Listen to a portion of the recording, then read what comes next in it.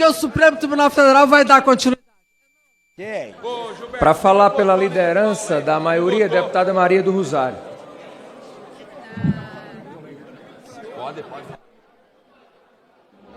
Senhores deputados e senhoras deputadas, senhor presidente, é verdade que quando estamos instituídas de um mandato mais amplo do que o nosso, devemos observar essa condição. Portanto, neste meu pronunciamento, eu não procurarei apresentar apenas aquelas razões de consciência que tenho, contrariamente ao relator e ao seu relatório aqui apresentados. Como falo em nome da minoria, por deferência, no nome da maioria, por deferência do líder Aline Chinaglia, e a maioria tem diferentes posições, aqui tratarei de argumentos técnicos. Aliás, do meu ponto de vista, respeitosamente, o que faltou ao relator seria muito importante que o relator deste tema tivesse estado vinculado à Constituição Federal. Ler a Constituição Federal exige tanto a responsabilidade do específico quanto da leitura abrangente. Vejamos que quando leem os senhores a Constituição Federal, no parágrafo 3º, que fala de quando o Supremo Tribunal Federal envia a solicitação de pronunciamento à ciência à Casa Legislativa para o seu posicionamento, Vossas Excelências esquecem, e o relator esqueceu, o caput do artigo.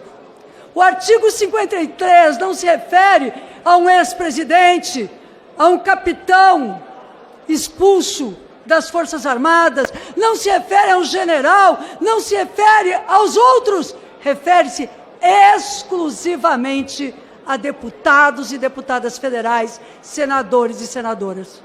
Portanto, além do artigo 53 não permitir a extensão da imunidade, deputado Paulão, para quem não é parlamentar, o artigo 53 foi ainda melhor colocado de forma explícita pela súmula do ministro Marco Aurélio Mello, quando no dispositivo 275, ele diz: a imunidade não se estende aos corréus que não a possuem.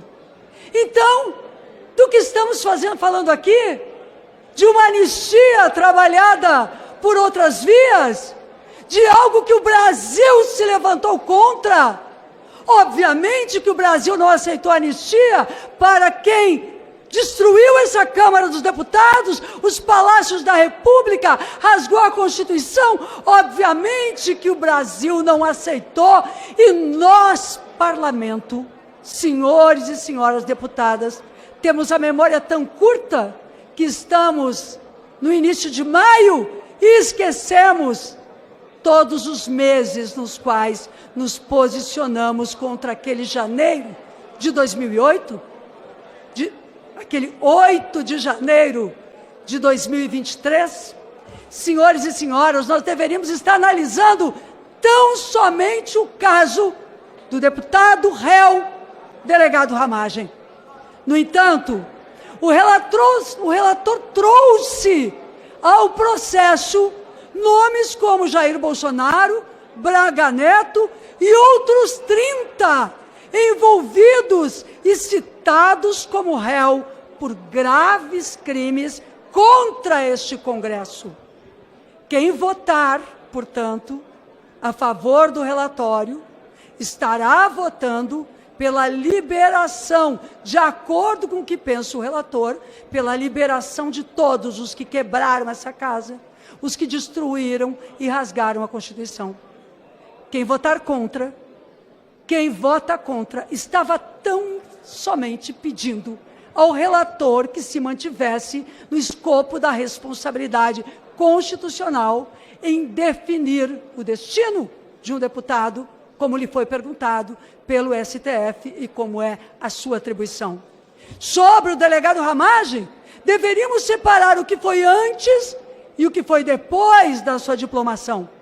Antes, é verdade, a ação o imputa, e ele era o diretor-geral da BIM, a responsabilidade pela BIM paralela. Esquecem-se os senhores que entre os investigados ao arrepio da lei de forma clandestina e covarde estava o ex-presidente dessa casa, Rodrigo Maia, o deputado presidente Arthur Lira, integrantes do Senado Federal, jornalistas como Mônica Bergamo e tantos outros estavam na lista dos que eram investigados pela BIM paralela. Os seus nomes, não sabemos se estavam lá. O meu nome, não sei ainda se estava lá.